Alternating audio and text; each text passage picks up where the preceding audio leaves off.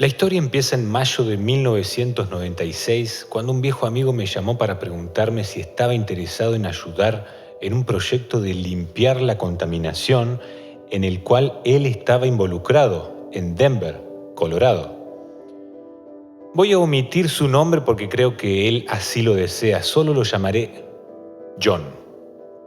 Este hombre era un científico increíble que se la pasaba estudiando todos los aspectos de la vida y el mundo científico en un pequeño pero sofisticado laboratorio casero.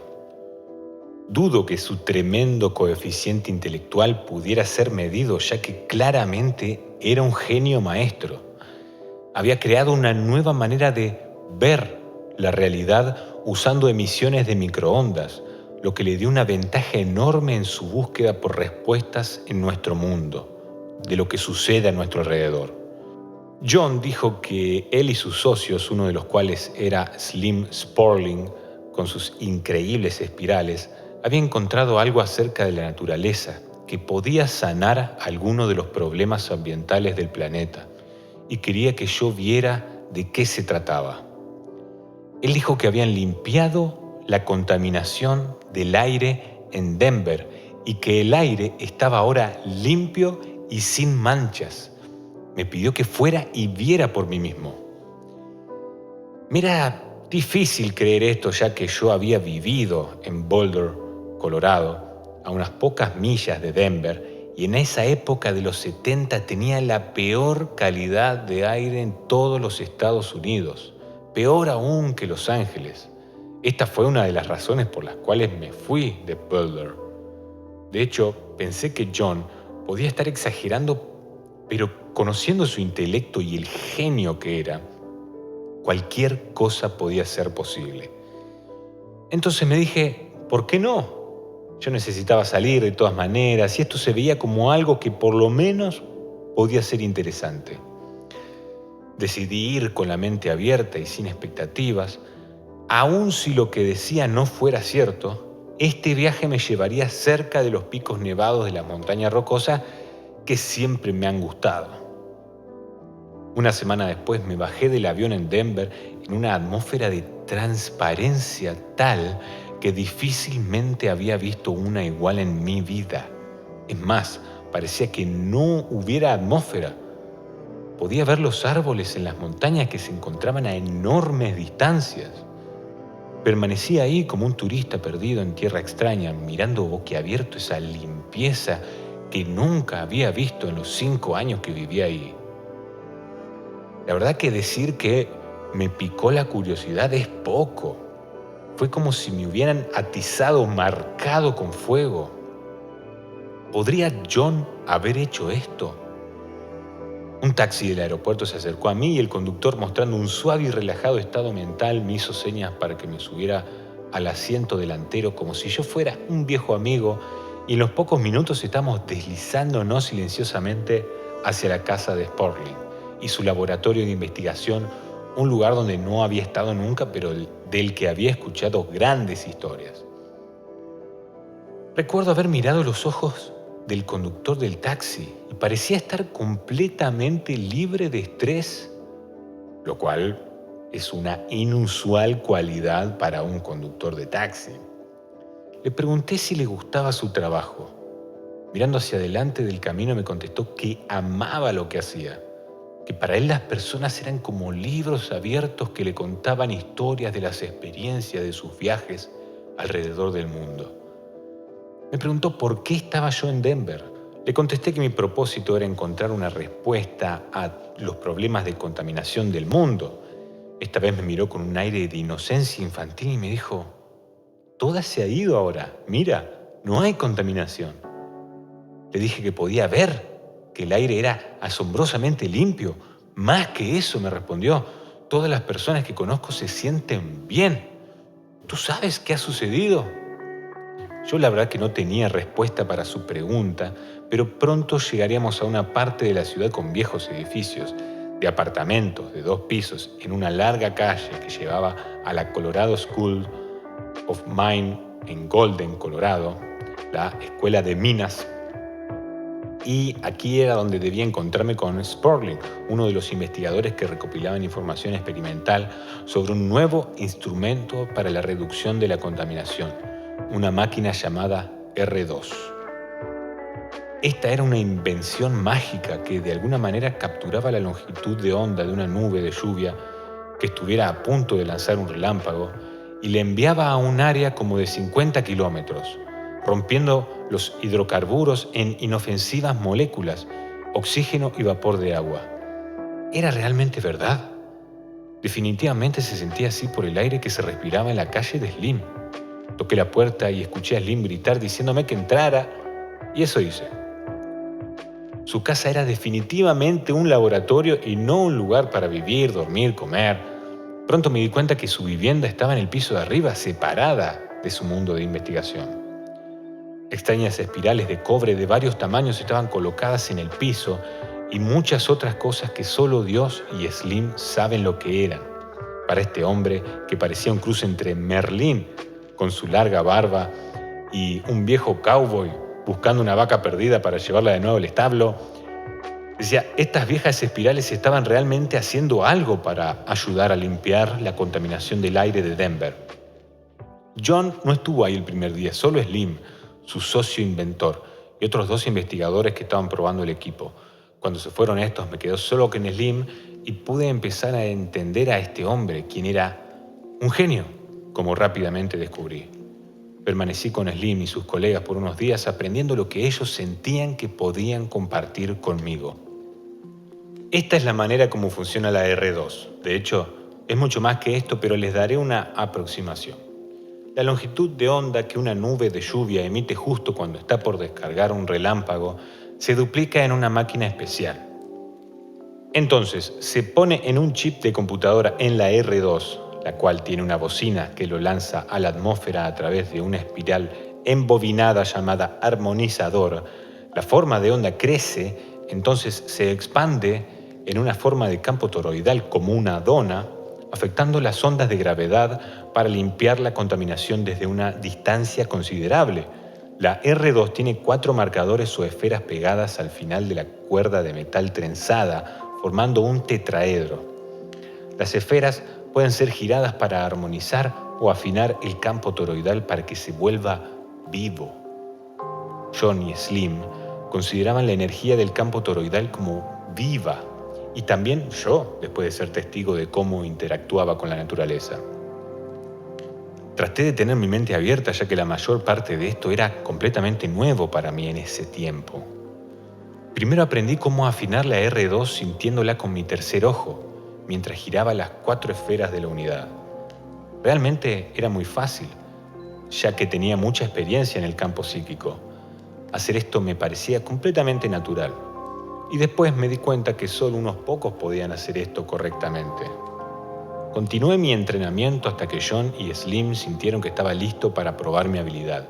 Debía afinar una R2 en la naturaleza y balancear de nuevo un área de Denver que estaba desbalanceada. Si la R2 se desafina, el área en la que está trabajando regresa a su estado original de contaminación muy rápidamente, generalmente en pocos días. Y yo casi no podía creer que algún área de Denver podía estar sucia, pero ambos dijeron que era así. Condujimos unos 30 kilómetros hasta la parte sudeste de Denver, un área que no me era familiar, y luego hasta la orilla más lejana de la ciudad. Estacionamos el coche justo fuera del camino y empezamos a subir una pequeña colina hasta la cima. Mientras subíamos la colina vimos emerger un pequeño bosque hacia la punta. Realmente nunca lo olvidaré, porque cuando llegué lo que vi en la cumbre de esa colina, al mirar hacia abajo, vi el amplio valle del otro lado que estaba lleno de una nube de color café rojizo de contaminación que se extendía por muchos kilómetros. Bajo un pequeño álamo, escondida de la vista de quien casualmente caminara por ahí, estaba operando una unidad de R2, calladamente, enviando su melodía de nube de lluvia. El problema era que estaba fuera de tono. John y Slim me dijeron que me sentara frente a la R2 y verían si había aprendido la lección. Lleno de un gran interés y con la sensación de asombro de un niño, Me senté y crucé las piernas frente a la unidad y cerré los ojos, comenzando la meditación y sintiendo que afinaba la unidad. Justo cuando empecé a girar las esferas, John me detuvo y me dijo: «Mantén tus ojos abiertos y observa la nube de contaminación». Esta no era la forma en la que había sido entrenado, pero obedecí y observé la nube y una vez más empecé a afinar las esferas. John me detuvo otra vez y me dijo: «También escucha a las aves». Me volví hacia él y le dije: «¿Qué? Nadie mencionó nada acerca de aves durante mi entrenamiento». Me repitió: «Solo escucha a las aves, tú entenderás». No tenía ni idea de lo que estaba hablando, pero de todas maneras empecé. Cuando giré la primera esfera, sentí el cambio en un área de kilómetros a la redonda, pero nada cambió en el mundo visible. Una vez que ajusté la cuarta esfera, dos cosas sucedieron simultáneamente, y las dos me sorprendieron muchísimo. Instantáneamente la nube café rojiza de contaminación desapareció, dejando una atmósfera limpia y clara.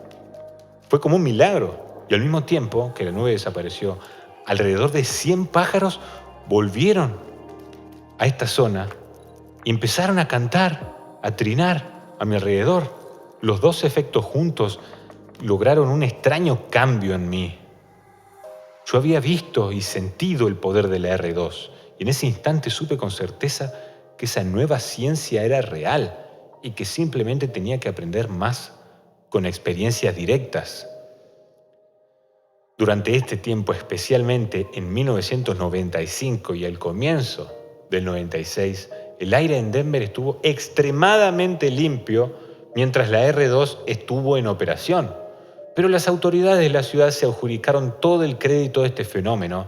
Dijeron que las medidas que tomaron eran la razón de que el aire en Denver estuviera tan limpio. Sin embargo, observé cómo la R2 instantáneamente limpió grandes áreas de Denver justo frente a mis ojos, por lo que me di cuenta que no estaban adjudicándose un mérito que les correspondía. Es más, John y Slim tenían una R2 probada por un laboratorio independiente en Fort Collins, Colorado, el cual probó fuera de toda duda que la R2 estaba haciendo exactamente lo que se decía que hacía. Los que la probaron mantuvieron la unidad activa por un periodo de tiempo y después la apagaron. Ellos científicamente registraron que la contaminación bajó mientras la R2 estuvo activa y que después subió cuando ésta se apagó. Hicieron esto una y otra vez por un periodo de más o menos 3 meses. También la Fuerza Aérea de los Estados Unidos en la base aérea de Kirtland estuvo observando este experimento, así como el que yo empecé en Phoenix, del cual hablaré después, y preguntaron si nos prestaríamos junto con el equipo a su escrutinio científico. Nosotros estuvimos de acuerdo y esas pruebas realmente comprobaron que la R2 de verdad limpiaba la contaminación del aire. Cuando regresamos al laboratorio, John y Slim me pidieron que me sentara y me ofrecieron mi propia R2 para llevarla a Arizona, donde vivía, y experimentar con ella. Debo admitir que me sentí como un niño a quien le habían dado un juguete muy esperado. Pacientemente esperé a llegar a casa para empezar a explorar esta increíble máquina un poquito más. Llegué a casa y leí los titulares del diario Arizona Republic del 30 de mayo de 1996. Describían el horrible problema de contaminación que se había desarrollado en Phoenix, y el gobernador de Arizona, Fife Symington, decía que la contaminación en Phoenix era tan grave que la clasificación de la ciudad estaba a punto de ser cambiada a seria. Y se daban alertas muy seguido y la situación estaba empeorando cada día. En respuesta, el gobernador Symington había implementado una comisión para las estrategias del ozono, la cual estaba encabezada por el abogado Roger Ferland. Acerca de encontrar una solución para el problema de la contaminación, el señor Ferland dijo en un artículo: «Quiero decir todo, no hay nada que no consideremos, no importa cuán radical o extraño, fuerte o caro, consideraremos todas las opciones». Ferland dijo que tenía que limpiar Phoenix, que se tenía que limpiar. La contaminación del aire iba a destruir el comercio turístico y a afectar a casi todos los negocios, además de todos los problemas de salud que causaría. Por eso, escribí una carta a Ferland pidiéndole ayuda para instalar una unidad R2 en Phoenix, ya que teníamos evidencia científica de que esto funcionaba, tanto de un laboratorio independiente como de la Fuerza Aérea de los Estados Unidos. Y que no estábamos pidiendo ningún tipo de ayuda financiera. Yo asumí que nos escucharían, pero qué equivocado que estaba. En esa carta solo pedí a la ciudad de Phoenix que nos diera la oportunidad de mostrarle lo que podíamos hacer. Nosotros pagaríamos. Y todo lo que tenían que hacer era aceptar nuestra presencia, nuestra propuesta y monitorear lo que haríamos. Recibí una llamada de un hombre llamado Joe Gibbs que me dijo que no estaban interesados en nuestra R2 y que no ayudarían de ninguna manera. Deben entender qué frustrado me sentí con esta respuesta. Fue entonces cuando comencé a darme cuenta que el artículo del diario era solamente un espectáculo político del que no tenían realmente ninguna intención de limpiar la contaminación de Phoenix. Me rechazaron en todos los niveles. Afortunadamente nadie pudo detener mis investigaciones porque la R2 trabajaba con una batería de 9 voltios y usaba milivoltios para operar. La ley federal dice que cualquier cosa que use menos de 1 voltio no está regulada. Así que el 4 de junio de 1996 encendí por mi cuenta la primera R2 en Cape Creek, en la parte norte de Scottsdale. El aire estaba tan sucio y seco ese día que realmente era difícil respirar. No había llovido desde hacía muchos meses y hasta los cactus se estaban muriendo. Durante los primeros días nada sucedió. El cuarto día una pequeña nube de lluvia apareció sobre mi casa. En todo el sur de Arizona no había una sola nube excepto esta que estaba sobre mi casa. Después la nube comenzó a expandirse y crecer. Para el 10º día la nube había crecido a un tamaño de 20 kilómetros de diámetro más o menos, y por primera vez en mucho tiempo empezó a llover y a relampaguear de una manera que solo me había tocado ver 2 veces en mi vida. La tormenta continuó por horas con relámpagos moviéndose de un lado a otro en el cielo. El aire tenía un sensual olor a ozono. Poco a poco el cielo se abrió a una gran tormenta. Desde ese momento continuó lloviendo casi todos los días, limpiando el cielo de contaminación y llenando los ríos y lagos con agua fresca. Para el 1 de septiembre del 96, el campo de longitud de onda creado por la R2 estaba establecido y desde ese día no hubo más alertas por contaminación del aire, ni siquiera una, hasta que la Fuerza Aérea de los Estados Unidos nos pidió que apagásemos la R2 para ver qué sucedía. Nosotros apagamos la máquina el 12 de mayo del 98 y para fines de mes la contaminación del aire regresó y la ciudad tuvo su primera alerta de contaminación desde el 96.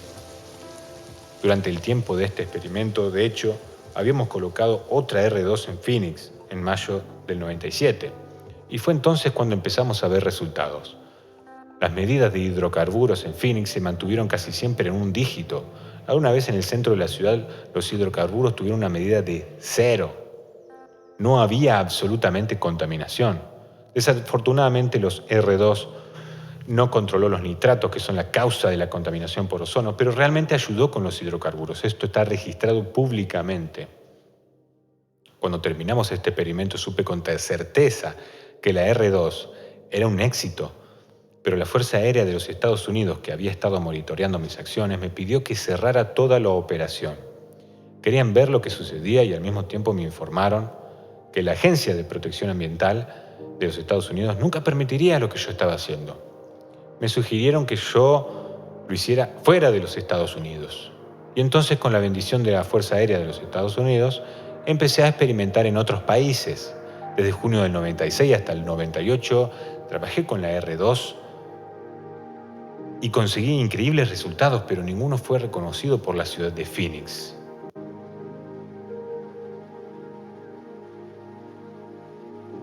Durante ese periodo de pruebas, poco a poco empecé a entender lo que realmente estaba sucediendo y cómo la conciencia humana estaba interactuando con el campo de la R2. Descubrí que la R2 fue físicamente creada como una imagen del cuerpo de luz humano, o sea, el Merkaba. Por lo tanto, debía ser posible que una persona que conociera la meditación y que también conociera la vibración de una nube de lluvia podría combinar estos dos componentes y entonces duplicar la acción del R2 usando solamente conciencia pura y hasta sin la ayuda de la máquina. Yo estuve pensando acerca de esto muchas horas y una vez me encontraba en Australia enseñando acerca del Merkaba, cuando uno de los estudiantes me dijo, bueno, si la R2 puede cambiar la atmósfera en cierta área, ¿por qué una persona que sabe el Merkaba no puede hacerlo también? Era justamente lo que yo también pensaba. En el norte de la costa este de Australia hubo una terrible sequía. No recuerdo exactamente la fecha, pero debe ser entre el 97 y el 98. Los bosques se incendiaban, no había señales de que el fuego se diera, el aire se sentía pesado, todo era increíblemente seco. Así que con este estudiante y otras 3 personas presenciándolo, empecé la meditación Merkaba y envié el sonido de la longitud de onda de una nube de lluvia desde mi Merkaba hacia la atmósfera circundante a varios kilómetros a la redonda. Nada sucedió esa tarde, pero la mañana siguiente despertamos con el sonido de la lluvia golpeteando en el metal del techo de nuestra cabaña y el cielo estaba lleno de humedad y de nubes altas. Salté de la cama y corrí a la ventana a observar la feroz lluvia cayendo como una cascada alrededor de esa pequeña casa. La excitación en mi corazón me hizo sentir como un niño. Yo sabía que había funcionado, pero al mismo tiempo sabía que solo era una vez y una vez puede ser coincidencia. La lluvia continuó por 3 días y no había cesado. Cuando tuve que regresar a los Estados Unidos, después, cuando llegué a casa, recibí una llamada de mi amigo en Australia, quien me dijo que después de 2 semanas todavía seguía lloviendo. Me dijo que los incendios en los bosques se habían apagado y que el gobierno declaró que se había terminado la sequía. Esto aumentó mi interés. ¿Era realmente cierto? ¿Podría un ordinario ser humano cambiar el estado del tiempo a través de la meditación? Un par de meses después me encontraba en la Ciudad de México enseñando a un grupo acerca del Merkaba y les conté acerca de la lluvia en Australia. Uno de los presentes dijo, bueno, si pudiste hacerlo en Australia, ¿lo harías aquí en México? Nuestro aire está tan contaminado que apenas podemos respirar. Debo admitir que he estado en muchas partes del mundo y nunca he visto un lugar donde el aire estuviera tan contaminado como en esa ciudad. No podía ver más allá de 2 manzanas. De hecho, no podía ver el cielo durante el día. Parecía que estaba viviendo dentro de un domo de café. Y cada respiración olía como si estuviera parado atrás de un camión de diésel. Entonces, acompañado por cerca de 40 testigos, fue al centro de la ciudad a una antigua pirámide que estaba situada cerca de varias avenidas. Subimos cerca de la cima, donde podíamos ver la ciudad en todas direcciones, pero solo a una corta distancia, debido a la espesa contaminación. Nos sentamos en un círculo mirándonos los unos a los otros en un área grande y plana, con pasto, situada en la parte más alta de la pirámide. Todos sabían lo que yo iba a hacer. Empecé la meditación utilizando mi campo Merkaba natural como una antena para enviar vibraciones con la longitud de onda de una nube de lluvia justo cuando ésta está a punto de enviar relámpagos desde su ombligo. Sincronicé mi reloj al mismo tiempo que las otras personas y empecé a meditar. Después de 15 minutos de estar meditando, un hoyo azul se abrió en el cielo sobre mi cabeza. Todos miraron y apuntaron hacia ahí. El hoyo empezó a crecer y de verdad lo hizo. Después de unos 15 minutos más, se había expandido a 3 o 4 kilómetros de diámetro. Se creó un perfecto hoyo redondo en el aire, contaminado sobre la ciudad, y parecía que alguien hubiese usado un cortador de galletas y hubiera cortado un pedazo de contaminación desde arriba y lo hubiese tirado. Una pared de nube café permaneció en todas direcciones alrededor de nosotros, pero en donde nosotros nos encontrábamos, en el centro, el aire estaba limpio y claro, olía a rosas y una bella nube rosa se formó en el cielo sobre nuestra cabeza. Fue impresionante. Durante 3 horas y 15 minutos, que fue el tiempo que registramos, la pared no se movió. El gobierno envió helicópteros sobre el hoyo para ver qué pasaba ahí, pero nunca supe qué pensaron de esto. Luego les dije al grupo que iba a terminar la meditación y a observar lo que sucediera. Inmediatamente después de que paré la meditación, la pared de aire contaminado empezó a caminar hacia nuestro grupo. En 15 minutos nos había alcanzado, encerrándonos de nuevo en la fetidez de las emanaciones de la ciudad. Una vez más estábamos dentro de un domo de contaminación que escondía la ciudad de nuestra vista. Recuerdo lo que sentí en mi corazón cuando volaba de regreso a Estados Unidos. Sabía fuera de toda duda que la conciencia humana era la respuesta a todos nuestros problemas. Apenas podía contener mi excitación durante el largo vuelo a casa. Después de esto efectué la misma acción de nuevo 2 veces en Inglaterra y 2 en Holanda.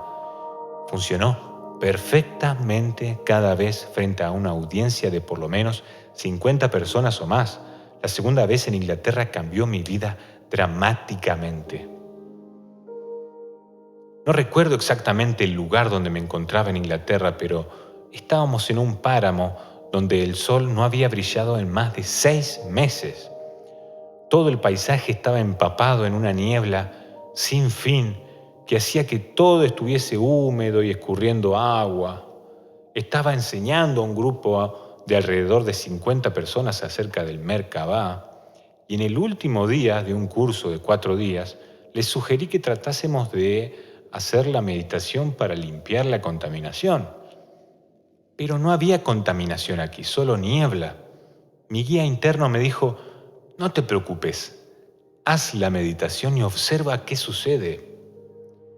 No fue fácil convencer a este grupo de ingleses de ir afuera, la niebla, la lluvia, ponernos a meditar en un círculo de un campo, de un pasto húmedo, pero finalmente accedieron.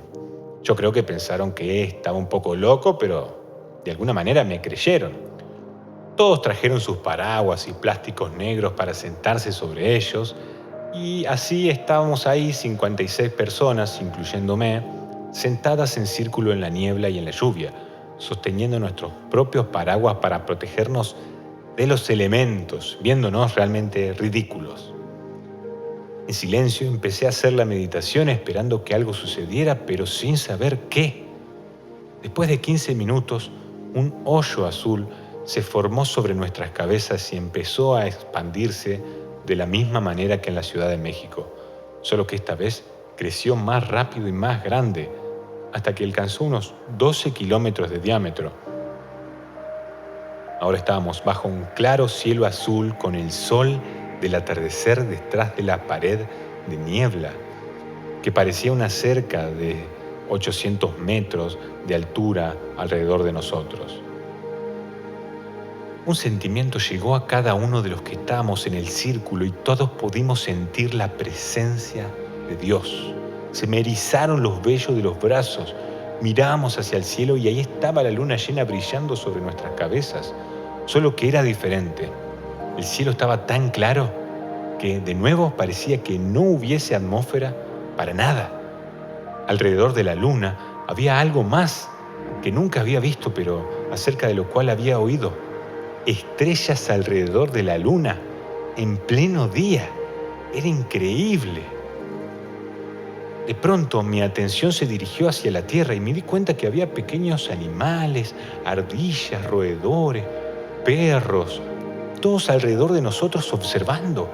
Grandes cantidades de aves que estaban posadas en los árboles cercanos cantando suavemente. Miré a las personas del círculo y era obvio que estaban en un estado alterado de conciencia. Sonreí pensando en San Francisco de Asís y observé a los animales, todos tratando de acercarse más a nosotros, humildes seres humanos. Recuerdo que un pensamiento pasó por mi cabeza. Quisiera que estuviéramos bajo la luz del sol. Hace un poco de frío. Inmediatamente todo el círculo fue iluminado. Rápidamente me volví hacia la fuente de luz y vi un pequeño milagro sucediendo. La pared de niebla había escondido al sol, pero en el momento que mi deseo de calor salió a la superficie se formó un hoyo en el banco de niebla exactamente donde estaba el sol, dejando entrar un rayo como si fuera una linterna en una noche con niebla. Y el hoyo caminó al paso del sol por 1 hora y media. Nuestro pequeño círculo fue bañado en una luz brillante mientras orábamos. Finalmente decidí que habíamos visto suficiente y el sol se iba a poner en unos 20 minutos de todas maneras. Por eso le dije a todos que íbamos a parar la meditación. Cuando lo hicimos, el círculo de densa niebla regresó rápidamente hacia donde nos encontrábamos y en pocos minutos estábamos encerrados de nuevo en la humedad y la lluvia del páramo. Mientras nos levantábamos, tuvo lugar un verdadero milagro. Un hombre que había venido al taller con su esposa y había estado en una silla de ruedas por más de 10 años, él podía ponerse de pie, pero solo unos pocos segundos, suficientes para cambiarse de posición o cambiarse a una silla, y su esposa lo ayudaba todo el tiempo. Cuando todos empezaron a dejar el círculo, este hombre se levantó de su silla de ruedas y empezó a caminar de regreso al alojamiento con el grupo, dejando atrás la silla de ruedas. Estaba caminando. Era imposible. Estaba un poco inestable, pero caminaba. Su esposa se quedó prácticamente sin habla por esta experiencia y me dijo que después él no solo estaba caminando, sino que su espina se había enderezado y que era como 15 centímetros más alto de lo que venía haciendo. La alegría inundó nuestros corazones, sobrepasando lo que apenas había sucedido en el campo. Como sanador he visto muchos milagros muchas veces en mi vida, pero frecuentemente la enfermedad regresa al poco tiempo. Pero sin embargo, al día siguiente ese hombre caminó hacia el comedor para desayunar con su esposa, riendo y sonriendo de felicidad a su lado.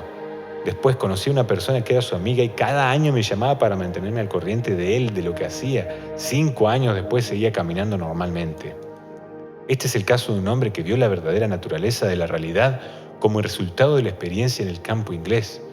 Creo que se dio cuenta de que todo es luz y que el mundo es creado desde el interior del alma humana. Él supo que fuera de toda duda podía curar su enfermedad con su propia conciencia y así lo hizo. Esta experiencia cambió mi vida y dio un giro hacia un despertar aún desconocido. Empecé a darme cuenta que dentro del alma humana había algo mucho más grande que ninguna ciencia o mente lógica había conocido jamás. Dentro mío sabía que el mundo exterior era creado por el mundo interior. Yo sabía que algo había en el corazón humano porque cuando me sentaba en mi campo Merkabah, enviando la vibración de nube de lluvia, podía saber dónde se localizaba la fuente de la vibración. Y era en mi corazón.